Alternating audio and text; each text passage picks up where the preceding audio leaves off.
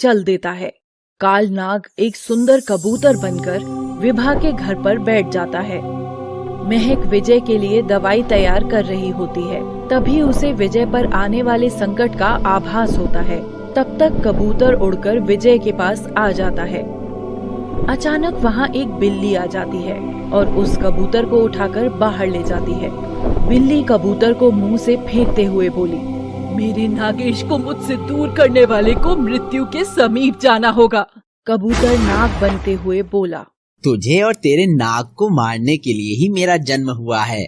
महक तभी एक भीषण नागिन बन जाती है और अपनी विषैली फुंकार काल नाग पर छोड़ती है।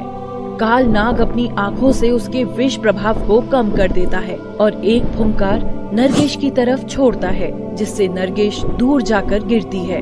नरगिस वापस उठकर काल नाग के सामने आती है और साथ नागिन में बदल जाती है। काल नाग नागिन के इस रूप को देखकर बोलता है, जितना मैंने सोचा था तो उससे अत्यंत शक्तिशाली निकली। तू प्रेम शक्ति को जानता ही नहीं है। तुझे आज तेरा काल मेरे पास लेकर आया है। ऐसा बोलकर सातों नागिन काल नाग पर एक साथ विष फुंकार करती है।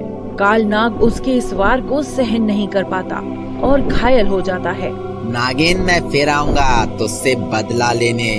सातों नागिन एक रूप में आ जाती है और काल नाग की तरफ आँखों से जादुई आग फेंकती है, जिससे काल नाग वापस काल गुरु के चरणों में जा गिरता है। नरगिस वापस महक बनकर पसीना पोंछती हुई विजय की दवाई वापस तैयार करने लगती है। काल गुरु काल नाग को देखकर गुस्से में बोलता है, तुमसे बदला लेने मैं वापस आ रहा हूँ नागिन। महक, क्या हुआ तुमको? क्यों इतनी परेशान लग रही हो? नहीं तो, मुझे तो कुछ नहीं हुआ। लो तुम दवाई ले लो। महक, विजय को दवाई देकर मेरे पास आना। उधर विभा अपने पति के साथ शहर जा रही होती है। अभी और कितना टाइम लगेगा? इतना बोल ही पाती है कि अचानक उनकी कार ट्रक से टकरा जाती है और विभा उछलकर पास की खाई में जा गिरती है। महक को इस घटना का पता लग जाता है तो वो फिर से नागिन रूप लेकर उनको बचाने के लिए निकल पड़ती है। लेकिन जब तक वो वहाँ पहुँचती है तब तक विजय के पिता मर चुके होते हैं। नहीं, ये क्या हो गया? आंटी जी कहाँ है? इधर उधर देखकर बोली। तभी वो आंखें बंद करके देखती है कि विभा बेहोश होकर नदी में पड़ी है और पानी के बहाव के साथ बहती जा रही है। महक पानी में कूद जाती है और विभा को अपनी पूंछ से बांधकर किनारे पर ले आती है। आंटी जी उठिए। आंखें खोलकर बोलती है, मैं कौन हूँ? तुम कौन हो? कहाँ हूँ मैं? तभी एक लड़की दौड़कर नरगिस के पास आती है। मुझे बचा लो, न जाने क्यों कुछ सांप मेरे पीछे पड़े हैं। मैं तो बस जंगल घूमने आई थी।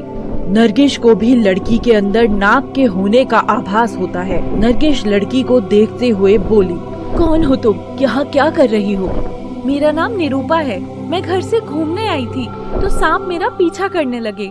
और तब तक सारे सांप वहाँ आ जाते हैं और नरगिस को देखकर रुक जाते हैं।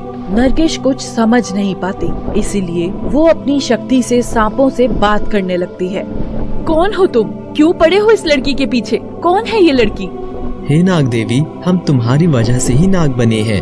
नरगिस आंखें बंद करके देखती है कि कुछ लोग उसको छूने से सांप बन रहे हैं और फिर पास में खड़ी निरूपा के बारे में भी सब कुछ जान लेती है। हम तुम्हारी ही शक्ति हैं और तुम में ही समाना चाहते हैं। तुम कहाँ रहती हो? मैं पास ही गांव में अपने भाई और मम्मी पापा के पास रहती हूँ। निरूपा, तुम इस घायल औरत को अपने साथ ले जाओ। मुझे वैसे तो बहुत कुछ बताना है तुम्हें, पर अभी कुछ जरूरी काम है, तो मैं बाद में आकर सब बताती हूँ तुमको। और नरगिस विभा को निरूपा के पास